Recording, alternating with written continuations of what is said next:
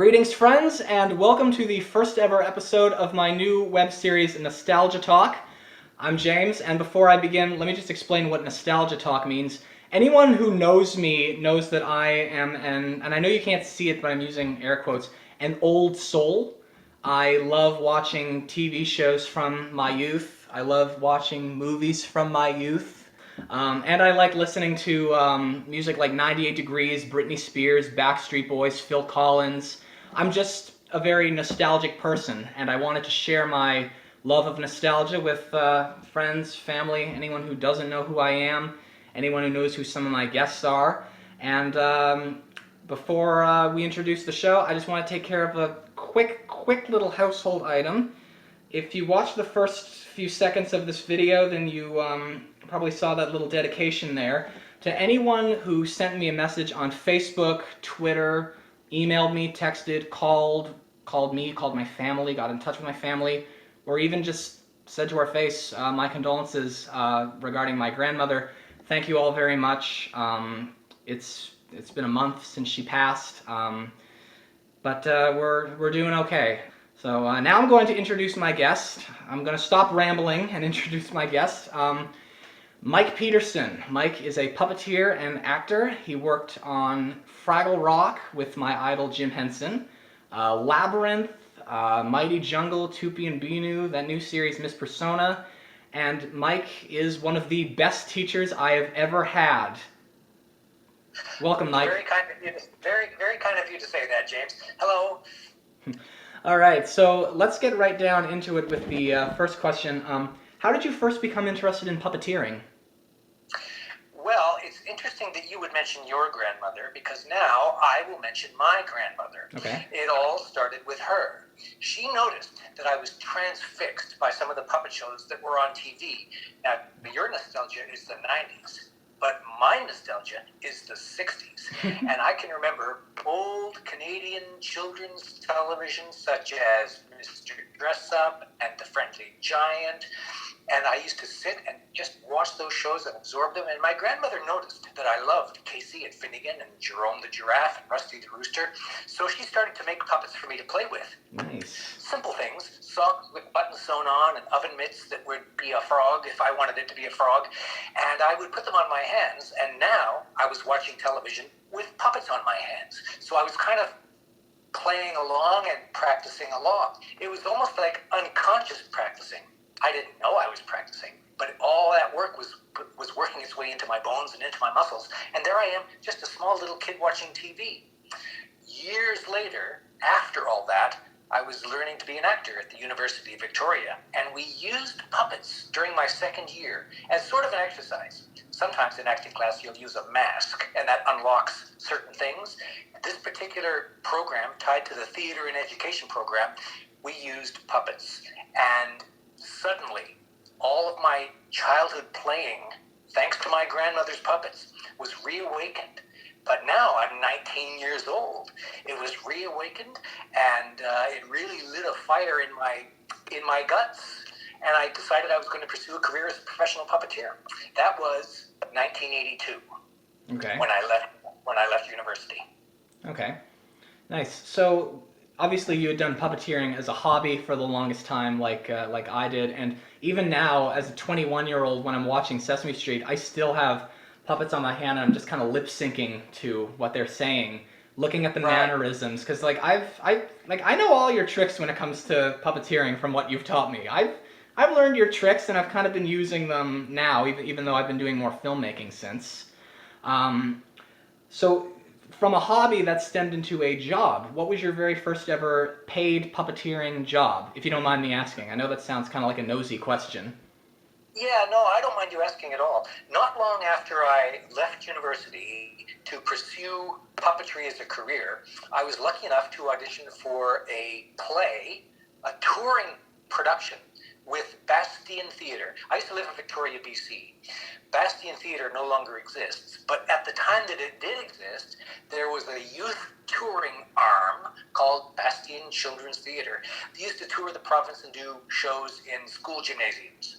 Oh, wow. This particular show featured a life-size puppet, a little Inuit boy whose name was Inuk, and they hired me because I auditioned so strongly as a puppeteer. This was my first opportunity, so I was hired. And I was on tour with a play called Inuk and the Sun, all throughout elementary schools of BC. My next paying job after that was a very high-profile television job. And I'm just going to guess that television job was Fraggle Rock, or am I wrong? No, you're not wrong. It was Fraggle Rock. Okay. Around about exactly the same time that I decided I wanted to be a puppeteer, and I was still in university back then, was a good old-fashioned press release that we all read in good old-fashioned newspapers that announced Jim Henson coming to Canada to create a new weekly television series. Cool. This was not a variety show like The Muppet Show. This was not necessarily an educational program like the Muppet spots on Sesame Street. This was a weekly series with an ongoing cast of characters. We'd never heard of a Fraggle before. We didn't know what a Fraggle was. But the announcement that Jim Henson was coming to Canada was quite enough for me to seek out that as an opportunity. That's when I decided to fly to Toronto, visit the Fraggle Rock studios, and see if I could audition to be a puppeteer. Nice. Yeah, Terry Angus had said a very similar story a couple of times, sometimes to me, sometimes on other shows, where he had said that he read it in a newspaper as well. And I think he said something along the lines of him auditioning for Richard Hunt. And for anyone watching who has no idea who Richard Hunt is, Richard was one of the main Muppet performers. He was Scooter, Janice, Beaker, and Bobby Benson on The Muppet Show, just to name a few. And on Sesame Street, he did Don Music, Sully, Forgetful Jones, Placido Flamingo, a bunch of others. Did you audition for Richard? I did not, no. In fact, I joined Fraggle Rock 2 years in. Oh. My actual visit to Toronto and to the Fraggle Rock studios happened well after the show was already in production. It was a 4-year production. I joined them 2 years later, and I was there for the final 2 years. I'm aware of all of the Canadian puppeteers auditioning for Richard Hunt. It's almost like they had to get past Richard Hunt to be on the show. He was like Jim Henson's right-hand screener man. Literally. I was, well, yeah, literally. I've seen him doing Ernie's right hand a bunch of times. Exactly, that was his gig, and many other characters as well. When I auditioned for Fraggle Rock, it was almost like a little side adventure for everybody. I was up in a room with producer Larry Merkin and creative consultant Jocelyn Stevenson, and it was just the two of them in a room. Whoa. They gave me a Fraggle to use, and I was improvising with the Fraggle. I didn't meet Richard until after I was hired, until my first day on the set. That's when I met Richard, and that is when Richard started to put me to the test. The test that I slipped past.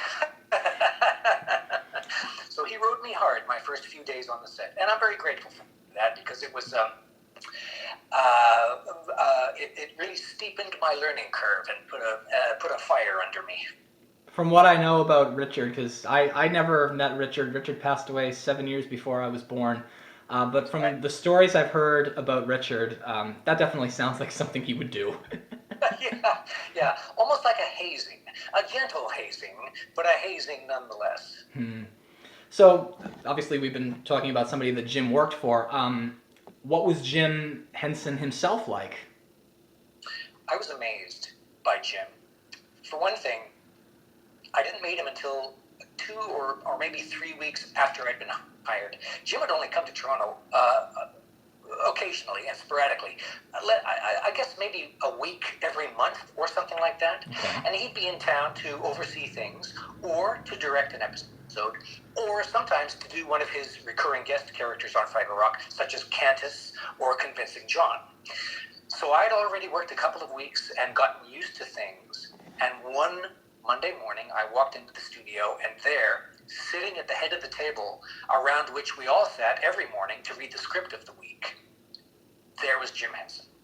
And I'd actually never met a famous person before. I mean, I'd been working already for a couple of weeks with Dave Goles and Richard Hunt. I do consider them to be famous people. But for some reason, Jim struck me on a whole new level of famous person. I'd never been in the same room as that kind of a celebrity. I'd never been in the same room as a celebrity before. And I'm just a kid. I'm barely 21 years old. Oh, wow. And I'd seen Jim, not only his characters over the years, but also the occasional interview. He's interviewed by someone talking about Sesame Street, talking about Kermit. He's talking about early interviews talking about The Dark Crystal, for example. And he always gives off a certain impression. I mean, Jim Henson was always Jim Henson, and you get an immediate vibe from him. And anyone who knows what I'm talking about knows what I'm talking about, that kind of gentle, bearded man. When I met him in person, that is exactly what he was like. He was, through and through, just himself all the time. Very calming to be in his presence. He made eye contact immediately with me. He offered his hand, and I shook it. And he called me by name the entire time that I knew him. That must have been totally wicked. It was totally wicked. I mean, here's one of my childhood heroes. I used to watch Sesame Street when I was just a kid as well. My grandmother also was there. That's why she made a frog out of an oven mitt for me, is because of Kermit the Frog. So to be on a first-name basis with one of my childhood heroes was surreal. And it was just so simple. Passing each other in the hallway, he'd say, "Oh, hi, Mike." And I'd be able to say, hi, Jim. I mean, my appreciation for that deepens as time goes on. I'm still actually kind of amazed by that. Nice. That almost kind of reminds me of when I met you for the very first time, because I knew who you were from Fraggle Rock and a bunch of other stuff. I'm gonna tell the story for our viewers. Mike taught me puppeteering in Fredericton, New Brunswick about 4 years ago. That would have been 2016. And I knew that I was being taught by somebody who worked with Jim, Frank, Jerry, Richard, all those people.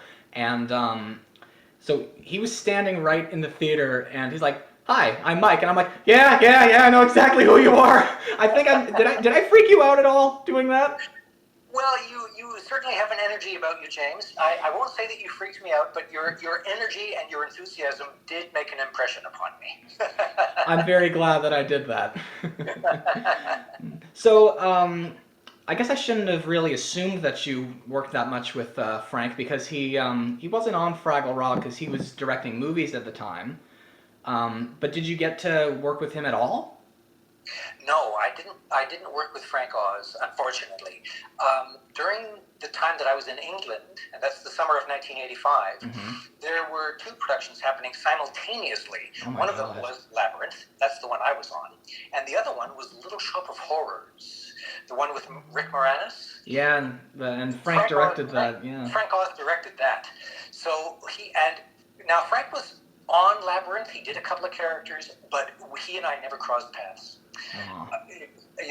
And I'm sad about that, because I've been a fan of Frank ever since the Ernie and Bert days. I was aware of him, of course. Fozzie Bear is one of my favorite characters, and Yoda is one of my favorite characters, and that's a Frank Oz performance. I am sad to this day that I have yet to work with Frank Oz, but maybe it'll happen. I'd love to have Frank appear on this show sometime. So, Frank, if you are watching, send me a message. You mentioned Labyrinth, which actually was my next question. That is one of Jim Henson's classic films. You've got Dark Crystal and Labyrinth. Those are really just some of the most classic films he did without the Muppets, because everyone knew the Muppets. Everyone knew those characters. Was that your first ever film that you ever did? Yes, Labyrinth is my first ever film. First time I ever sat and watched the credits at the end and saw my name float by. That must have been awesome. It was surreal. It was great. Labyrinth happened, like I say, summer of 1985. Jim Henson announced one morning, See, every Monday morning on the set of Fraggle Rock was the read-through day. That's where we all gathered around the table and read the script of the week. And one of those Mondays, with Jim Henson sitting at the head of the table, he gave us an update about his plans for Labyrinth. And again, I'd never heard of this. I didn't even know that he was planning a film called Labyrinth, but now I did. And his announcement that day was, oh, and by the way, we just secured George Lucas as our executive producer, and he's going to help us with post-production. Now, I'm spellbound. These words, executive producer, these words, post-production. George Lucas. And that big one, George Lucas. I'm a Star Wars kid. Of course I was starstruck by that. So Jim Henson, George Lucas teaming up to make a film. Oh my gosh, I have to be a part of that. So I bounced up to Jim Henson, probably with an energy, I'll flatter myself and say probably with an energy very similar to your enthusiasm, James. And remember, I'm a kid, barely 21 years old. I went bouncing up to Jim Henson after that, and I said, oh my gosh, Jim, I would just love to work on Labyrinth. And he took me up on that.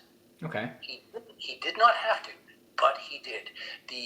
One of his line producers, a man named Martin Baker, reached out to me not long after that, and we had a telephone conversation and a meeting, and we started making arrangements, and Henson Associates arranged for my work visa, and that summer I was flown to London, England to work on Labyrinth. Now, my involvement was short, and it was limited. There's one scene in the film. It's the scene that contains the song "Jump the Magic Jump, Dance the Magic Dance." Okay. Where the baby has just been kidnapped and he's crying in Jareth's arms, and Jareth is sitting in his throne in a room surrounded by all these chaotic goblins. Well, I was one of the goblins on the wall. I was contracted for a month. I was there for a month. My job was to put my arm through a hole in the wall into my goblin puppet and be a part of the scene. It's so crazy what puppeteers get themselves into. It really is. Yeah. We have to be very comfortable being under things, behind things, laying down, squatting. Our arms are in strange positions all the time. That kind of discomfort is part of the job, and I've learned to really love that part of the job. Nice. Yeah, not too long before you and I met, David Bowie, who played Jareth in that film, passed away. Yes. And of course, that's another big name from that film besides George Lucas, because David Bowie was known for his music at the time.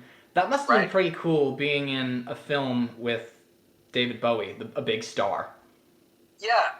Back in 1985, David Bowie was one of the most famous people on Earth, and I don't think that really escaped any of us. He was just a regular guy, but not really regular. Of course, it's David Bowie. What I mean is, David Bowie sort of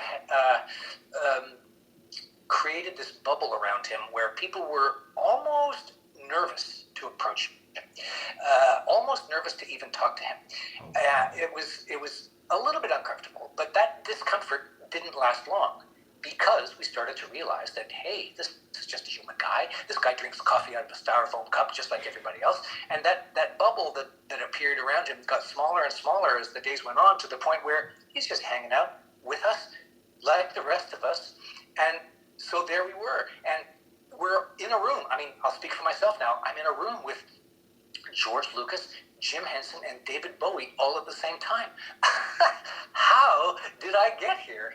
It was certainly a magical time.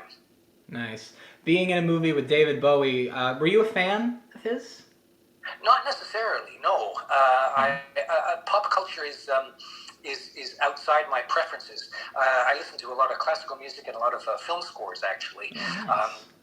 I like the big heroic music that John Williams composes, and so David Bowie was outside my sphere, but I still knew who he was, of course.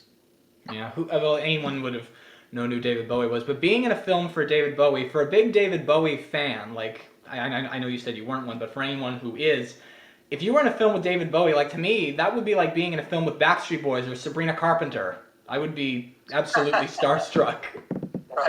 Right, yeah.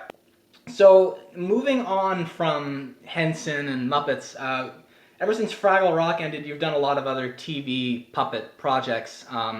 One of the most famous being The Mighty Jungle, where you did Bruce, and you did the voice of Bruce for me and the rest of your students at the workshop. I had never actually seen that show, but I watched a little bit of it to get prepared for this. Okay, okay. Hmm.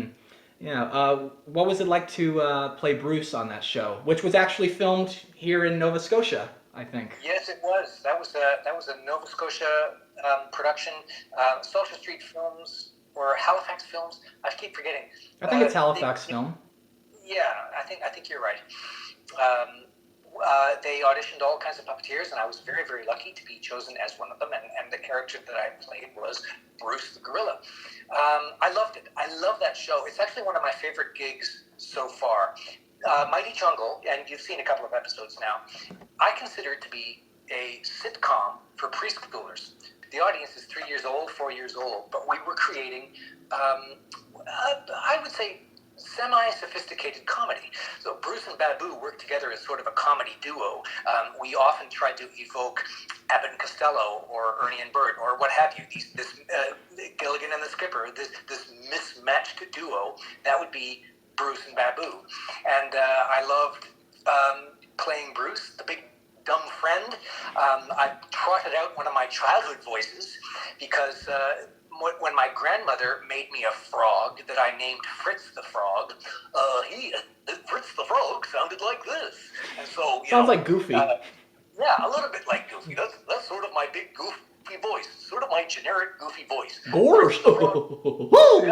Yeah. Now, what I hope set Bruce apart from generically Goofy was that he had a gorilla laugh, of course. Instead of going, ha, ha, ha, he would go, hoo, hoo, hoo, hoo, hoo. And that was I Bruce's love it. laugh. I love that. I will say the sets on that show, from what I've watched and from the behind-the-scenes pictures I've seen on your website, the sets on that show are really well put together, like incredibly amazing. Like the art department did a great job. They really did a great job, and you'd actually be surprised. It's all about the composition and the color. The actual materials that they used are, for example, bath mats from Walmart and big plastic flowers from the dollar store, but arranged in just the right way, so artfully done. It really looked spectacular on the screen. Oh yeah, very much. So one of my favorite TV shows from my childhood that is not Muppet related was Tupi and Binu. I used to love the original animated Tupi and Binu. When I would come home from school as a 7-year-old, this was like 2006, I would watch that, a bunch of episodes that would be playing simultaneously. And you did the puppet reboot while as Binu, and Frank, what's his last name? Frank Meshkalite. Thank you very much. Frank, if you are watching this, I'm sorry that I mispronounced your last name, almost. That's okay. Yeah, It's a funny German name. Okay, yeah. I'm gonna get a bunch of thumbs down already on this video for forgetting somebody's name. Anyway, moving on. Please don't give me a thumbs down, Frank, if you are watching. So you did Binu, and Binu's just a very simple character. Doesn't talk at all. That's right. Yeah. Tupi's just, he's like me a little bit, kind of very talkative. So how did you get involved with the puppet adaptation of that show? Well, that's thanks to my good friend Frank. Frank and I are good friends. We were Bruce and Babu back on the Mighty Jungle.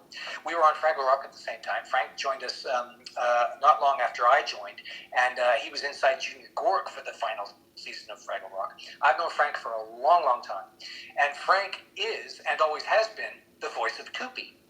I think he loves doing the character, and when they stopped making the cartoon, he just didn't want that gig to be over. He found a way to keep Tupi going, and his way, of course, he defaults always to let's make a puppet show. So he and his wife sat down. They created a 3-dimensional puppet version of Tupi, and same for Binu, and they pitched it as a show. There was a production company in Montreal that took them up on it, and they decided that they would make a puppet version of Tupi and Binu because the puppets were so beautiful, and because Frank's voice as Tupi is by now iconic. Of course, let's make a Tupi idea, and I was flattered beyond belief when Frank just invited me to be Tupi. Mike, Wow. do you want to be Tupi? Yes, I'd love that. Now, in one way, it's sort of an easy job. I didn't have to match anyone's voice. Binu doesn't speak. Binu nods and smiles and bounces around and follows Tupi everywhere and does the occasional take to the camera. It's like Biff and Sully on Sesame Street, basically. Yeah, exactly like that. He's got a wink, wink, nudge, nudge, and a perpetual cheerfulness about him. So I was able to kind of do that, and I was happy to do that with my friend Frank. Nice. Yeah, when I started watching the Mighty Jungle, as soon as I heard Babu talk, I was like, that's Frank, because I know Tupi's voice, I know Dragon's voice. Do you know which dragon I'm talking about? Yes, I do. I do know Dragon. He does several voices on that. Yeah, I used to watch that show as a kid. This is how nostalgic I am. I sometimes like to watch these shows when I'm bored. Sure. Yep, I do that too. Yeah. Now you're on the series Miss Persona on Treehouse. How's it going? How's that show going? It's going so well. I just love that job so much, and I am so proud of the show. Aww. We're on Treehouse. We made some 50 episodes or something 2 years ago. And remember, these episodes are very short. They're 3 minutes long. We're telling 3-minute stories for an audience of 3-year-olds. So we made about 50 of them 2 years ago, and we just finished shooting an additional 60 of them for what we're calling the new season. I love the show. I love what it stands for. I think it's a brave, progressive, forward-thinking show, actually, considering the age of the audience. And I just love it. I just can't wait for people to see the new episodes. We have a very special Christmas story that we shot this summer. Aww. That we're hoping to have in time for Christmas. And then after that episode airs, I guess Treehouse will have some schedule in mind. I frankly don't know what they're planning. They might not even know what they're planning yet. It could be weekly, it could be daily. We'll have to see how that all unfolds. Nice. I saw pictures from behind the scenes on your Facebook of what looked like a Christmas episode. Yes. Yeah, it looked like you were being snowed on, and I was like, "What is that? Snow? What is that?" And now I know that it's for the Christmas episode. That's right. It's for the Christmas episode. That snow was we've done that a couple of times. We've had snow on the set a couple of times. Okay. 2 years ago, it was a sack of potato flakes that we sprinkled onto me. Sprinkled on the set, but I'm on the set, usually on the floor or something, and so everything lands on me. This time, it was a kind of a plastic that was all ground up and blown onto the set, and so there I am, covered with the stuff. Wow. Yeah. Yeah. Since you mentioned new episodes, there's one I would like to talk about that I saw on Facebook featuring Emma Watkins from The Wiggles. Yes. Yeah, The Wiggles was also a big favorite of mine as a kid. Before Emma was on it, like The Wiggles I grew up with, there was Greg in yellow, Murray in red, Jeff in purple, and Anthony in blue. Anthony is still there now, but you have Emma in yellow, Simon in red, and Lockie in purple.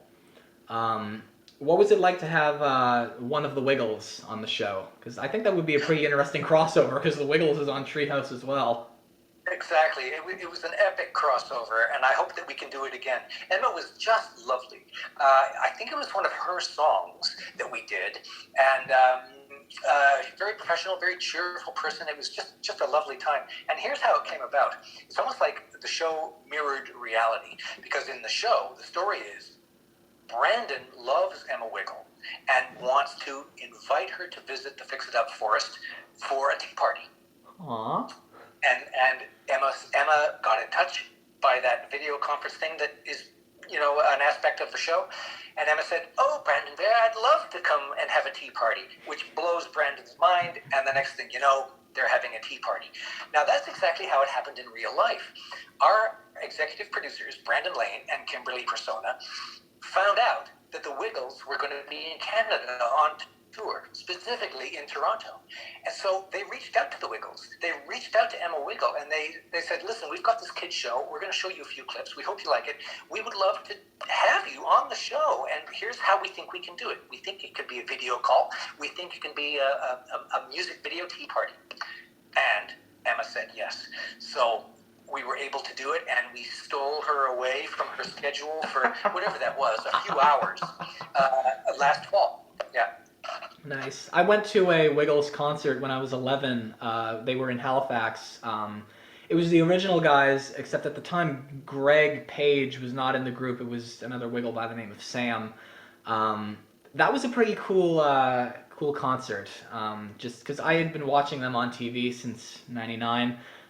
So it was pretty cool. I was finally hearing all these songs that I had basically been dancing in front of the TV to ever since I knew how to walk. Dream come true. Even as a 21-year-old, I am still saying that. Dream come true. Oh, I know. It was so lovely, and I think that Kim Persona sort of views Emma Wiggle as a personal hero as well. So she must have been quite thrilled to be in the presence of Emma Wiggle as well. Nice. I remember when I saw them live, Sam went around it was at the arena that we have here, Metro Center. He went around the whole place, like, stage is right here where my hand is, and I'm back where my left fingers are. So I went down to the ledge and actually high-fived him. Oh, nice. Yeah. Moving on a bit with the puppeteering on TV stuff, you travel a lot now to host puppeteering workshops, and as I mentioned a couple of times on this show, that's how we met.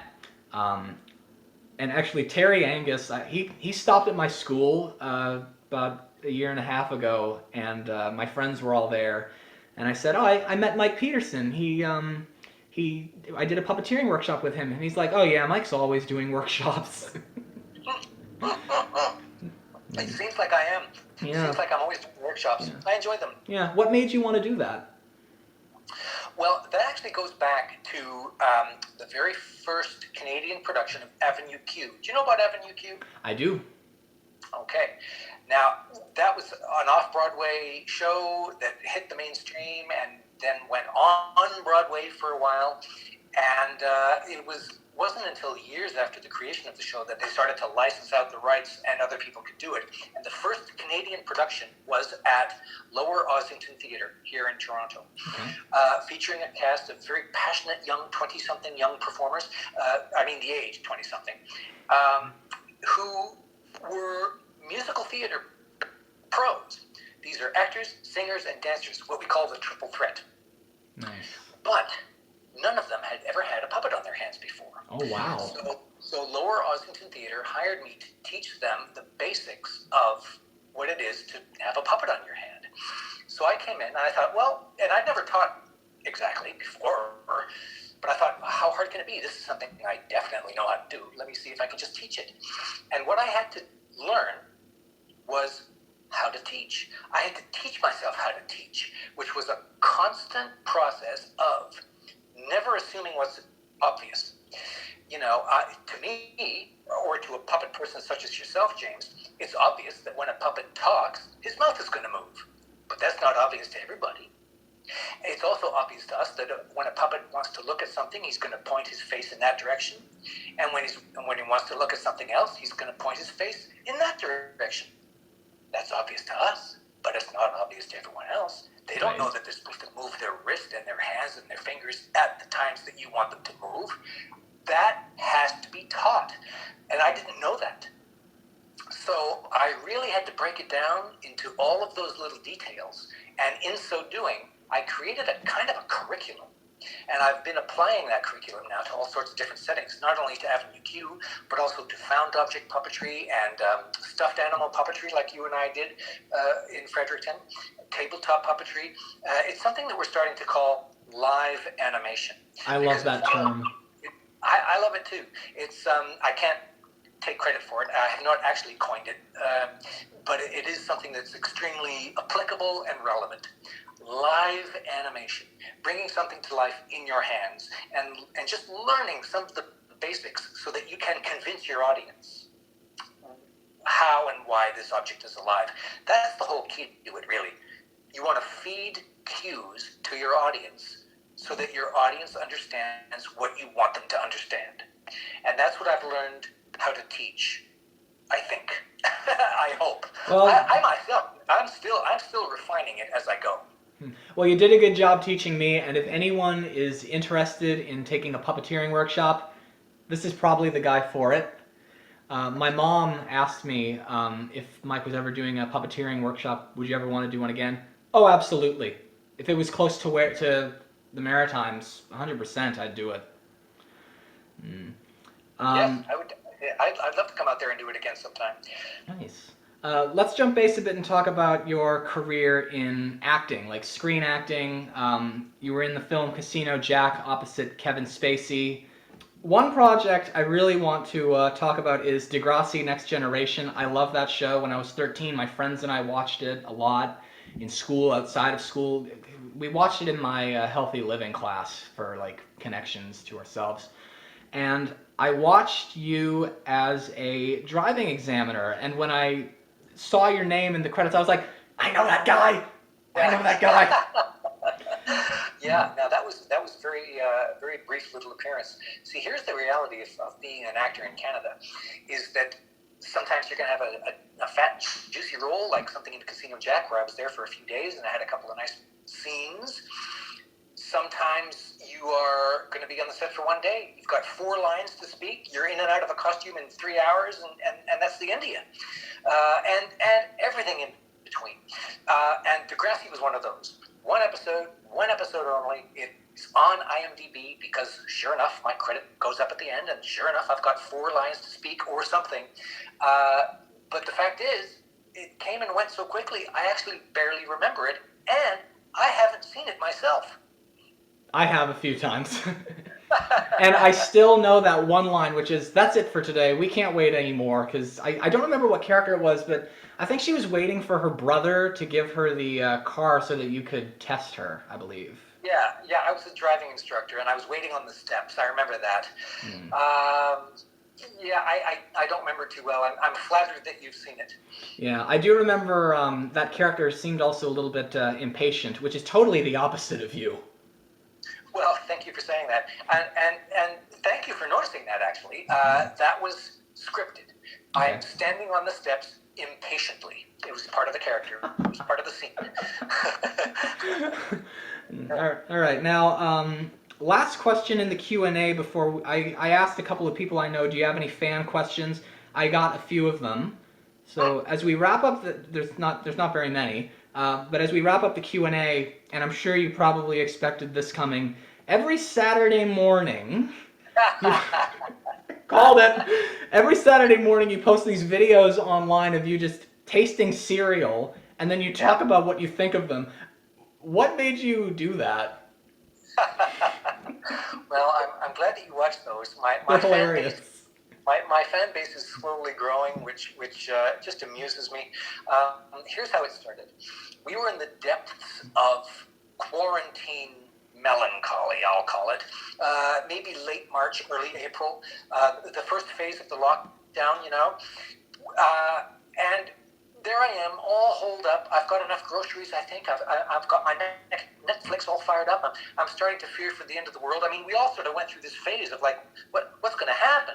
And I started to crave nostalgic experiences, much like you and your nostalgia. But, my nostalgia goes back further than yours. My nostalgia goes back to the 60s and 70s. One of the things that I started to crave, just for my own creature comfort, was my childhood cereals.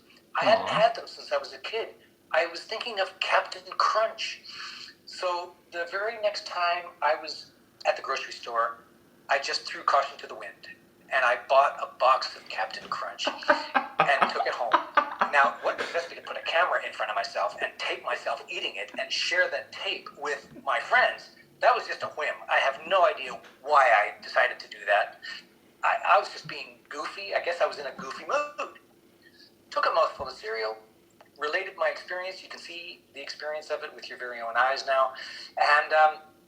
And the thing of me doing it on video, that's the thing that people liked. So I just kept on doing it, and I made it into a weekly series. And I started to pair each serial with an appropriate cartoon, also for the sake of nostalgia. And remember, my audience is mostly my own peers, mostly kids who go back to the 60s and 70s for their nostalgia. So most of the cartoons are from the 60s and 70s.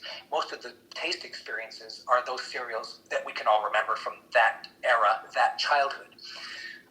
The fact that someone like you can come along, whose nostalgia is the 90s, and latch onto those cartoons and latch onto those serials, well, this just pleases me. This tells me that the audience can be larger than I thought it could be. Nice. And you even took my suggestion of the Timbits cereal. And I remember you said in the video it also was suggested by some of your friends. There's a reason why I wanted you to try that out.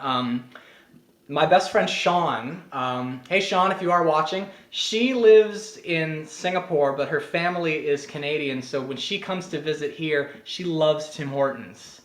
And she does not eat cereal. Right. Okay. So I texted her that exists, and she's like, I need this cereal. So I was like, oh, well, I know just the person who might be able to recommend it. Well, if she's seen the video, has she seen the video? Sean, if you haven't seen the video, I'll put a link to it somewhere here. Yeah, they're all on YouTube now. You can send links to anybody. We'll put your channel in here so that way people can subscribe to you. Oh, so awesome! Thank you, James. I need more subscribers. I want to grow my audience. I'm new to YouTube. I don't know how it works, but I do know that some people have thousands and thousands of subscribers. I've leveled off at 36, but it grows slowly every single time I post. So we'll see what happens. If I can get an audience in Singapore, that'd be terrific. Now, I'll tell you something though about your friend in Singapore. I recently received in the mail a gift box of Danish cereals from a friend of mine who lives in Denmark. You could send your friend a box of Tim Hortons cereal in the good old-fashioned mail, and she'll receive it. Oh, wow. If you don't mind, I would like to make another suggestion. Chocolate Frosted Flakes. A friend of mine has them at her house. Right. Okay, I'm going to write that down. Okay. Because I do have a list, an ongoing list of requests that people make. Okay. I've seen Frosted Flakes on the shelf. I will now add it to my official list of upcoming, and I'll note that the person who has requested it is Jane. Awesome. So let me just write this down here. Chocolate Frosted Flakes. I've seen that. It's Tony the Tiger, but with chocolate. Pretty much, yeah. Okay. Chocolate Frosted Flakes James. Okay, now I've got a long lineup of cereals ahead of this one, so it might be several Saturdays before I get to it, but I will get to it. Okay. All right, fan questions. Some of my friends have submitted some fan questions. This first one comes from my sister Eliza. What is the best cereal that you've reviewed so far? That is a tie between chocolate peanut butter Cheerios, which blew my mind. I thought it was great, and Blueberry, which really surprised me. I was not expecting to enjoy that as much as I did. It's the first cereal that I've eaten so far where I just couldn't wait to get up the next day and eat it again. Wow. I've never had Blueberry or any of the monster cereals, but with Halloween coming up, I might as well. Yeah, some really good friends of mine sent me a triple pack of those monster cereals. Count Chocula, Frankenberry, and Blueberry. And I've been using them as a countdown to Halloween. I'm saving the most coveted of those for Halloween Saturday itself. Nice. So far I've done Blueberry, and I've got one more in the can for this Saturday, and then the grand finale for Halloween Saturday itself. Blueberry really surprised me. I just thought it was delicious. I've seen Blueberry on The Goldbergs, which is a series that takes place in the 80s. Ah, okay, yeah. That show references Fraggle Rock a lot. Oh, nice. We've entered the mainstream officially. This next question comes from my aunt, Valerie Hallman, and she's asking, which Fraggle do you feel you identify the most with? Oh, now let me make it clear that I didn't perform either of these characters. I was an assistant puppeteer, That's usually okay. in the back. Okay, but even though I was an assistant, mostly in the background, I would say that of the 5 main Fraggles that everybody knows, I deeply identify with Wembley and with Boober. Nice. And why do you think that? Well, Wembley is a kind of a worrywart who can't make up his mind, and I go through phases where that happens. Same. I get neurotic, and Boober is a whole new level of neurosis. Boober worries about things as well, although he's a little more doom and gloom about it. And his comfort go-to is his routine. He likes to do laundry. He likes to keep things plain and safe. So I often waffle between those 2 moods. Okay. And the final question comes from my friend Donna McCarthy, which is, what is your favorite Fraggle Rock character? Not one that you identify with. I mean, maybe it is one that you identify with, but favorite character. My favorite character is one of Jim's characters. I really like Cantus. That's my favorite too. Oh, there you go, right? Something about him, right? He's on the one hand, this mystical guru who has wise kernels of things to say. But on the other hand, because it's Jim, there's this goofy kind of whimsy about him as well. Now, what I like about Cantus is that he doesn't know he's being goofy. We only see that. He's being dead serious and so esoteric. And Jim's able to balance those 2 things, whimsy with wisdom. Because don't forget, the things that Cantus says that are meant to be funny were actually a real side of Jim Henson. Jim Henson was into balance and nature and spirituality in his own gentle way. I feel that Cantus represents Jim. Nice. All right. Well, that's all the questions that I've got for Mike. Mike, thank you so much for agreeing to do this. My pleasure, James. And there will be more nostalgia talk coming soon. I don't know how often, but I've got some cool guests coming up, and I'm looking forward to sharing all of that. Until next time, peace!